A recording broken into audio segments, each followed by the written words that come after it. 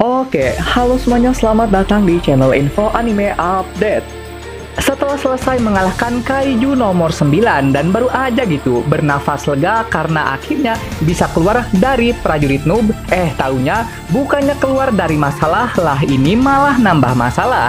Karena tanpa Kafka sadari, dia ini malah masuk ke kandang macan, lalu bertemu dengan Levi Hecho, yang versi KW tentunya, yang ternyata sedari tadi tengah menunggu sang Venom di kegelapan untuk datang. Dan karena di sini Levi Hecho pakai mode ngamuk, otomatis Kafka pun mesti mencari solusi terkait gimana nih caranya untuk melawan Levi Hecho mode ngamuk tanpa harus menggunakan tinju petir. Saat Kafka tengah berpikir, tiba-tiba tubuhnya hampir terbelah menjadi dua karena ternyata Levi Hecho telah memulai serangan pertamanya. Kemudian saat serangan kedua Levi Hecho lancarkan, Kafka mencoba untuk bertahan. Tapi dikarenakan serangan sang kapten begitu cepat, hasilnya walau sedikit, Kafka masih bisa menerima damage. Kemudian saat serangan ketiga dilepaskan, Kafka yang lengah berakhir memperlihatkan inti kaijunya.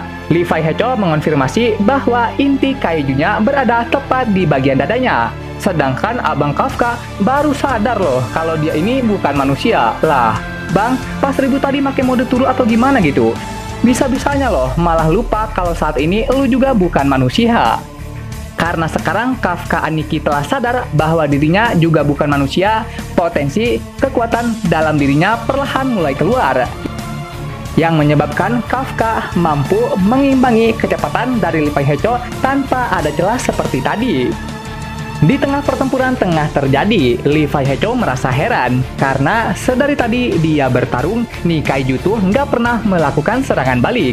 Sebaliknya, kondisinya malah selalu Levi yang memberi serangan, sedangkan nih Venom hanya menerima. Merasa ini tuh aneh, Levi Hecho kemudian berhenti untuk berpikir.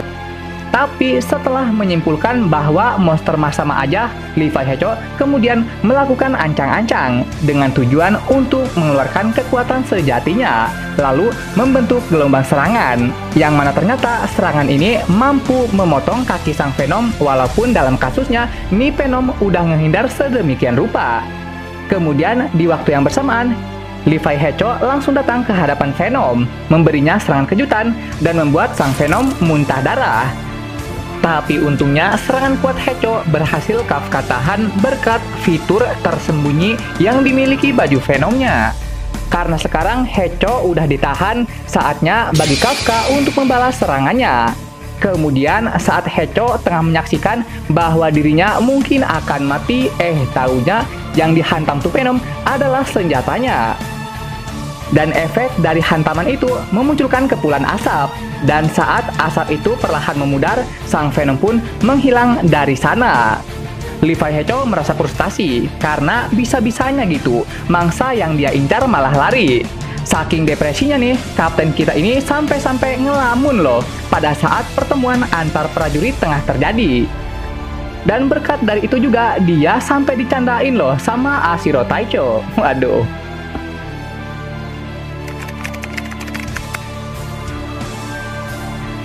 Setelah menerima kekalahan telak melawan Venom dan dikit lagi hampir mati, tidak disangka tidak diduga, tiba-tiba malah muncul NPC noob yang bangsatnya datang ke sini bukannya ngebantu, taunya malah nambahin beban orang lain doang. Haduh, dan berkat kegoblokan yang dilakukan prajurit noob ini, akhirnya Kaiju nomor 9 pun berhasil kabur.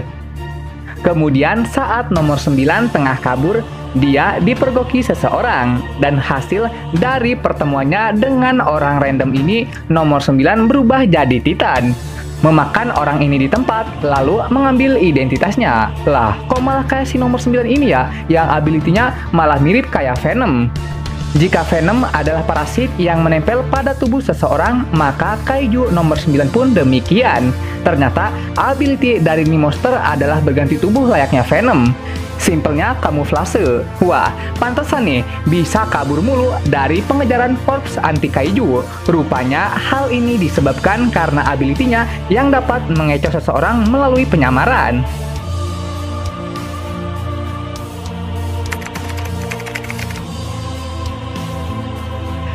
penantian yang cukup panjang dan banyaknya kegagalan yang mengharuskannya ganti profesi jadi tukang bersih kaiju, akhirnya abang kita Kafka telah resmi juga buat jadi seorang tentara berlisensi. Tentunya berita besar ini selain membuat semuanya senang, tapi juga membuat semuanya kaget. Sebab Kafka hanya memiliki power sebesar 0,1%. Dan bisa jadi prajurit, apalagi berlisensi sih udah pasti dipertanyakan. Dan ternyata hal ini bisa terjadi dikarenakan beberapa petinggi telah mengevaluasi kinerjanya.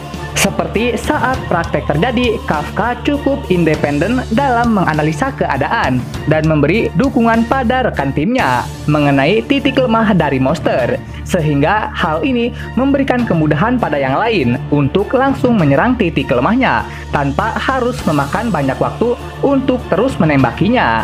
Intinya, Hibino Kafka sangat-sangat dibutuhkan oleh Korps Anti Kaiju.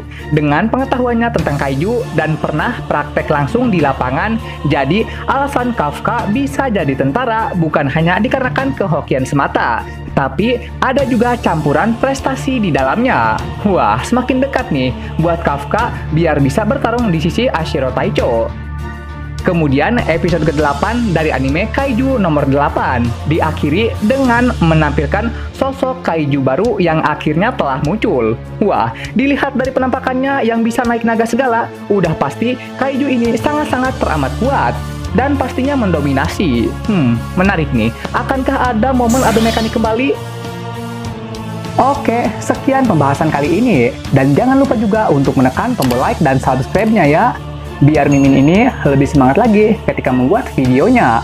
Dan agar kalian juga bisa mendapatkan update video terbaru mengenai berbagai pembahasan menarik seputar anime di channel ini. Dan sampai jumpa lagi di video selanjutnya. Dah!